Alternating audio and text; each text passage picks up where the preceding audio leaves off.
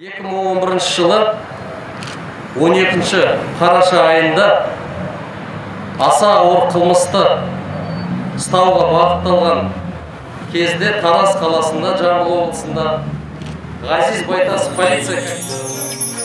Отаным халқым елімде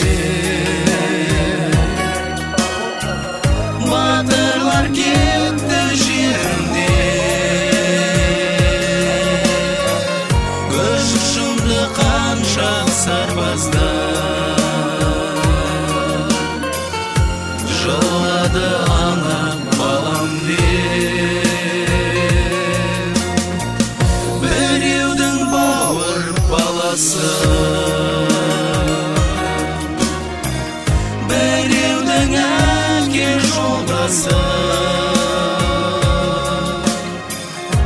бәріміз орнын тұрайық бір сәтке еске алайық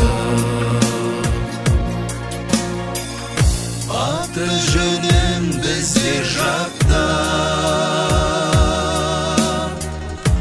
мәртебелеп ұлықтаймыз әрқашанда есте сақта ешқашанда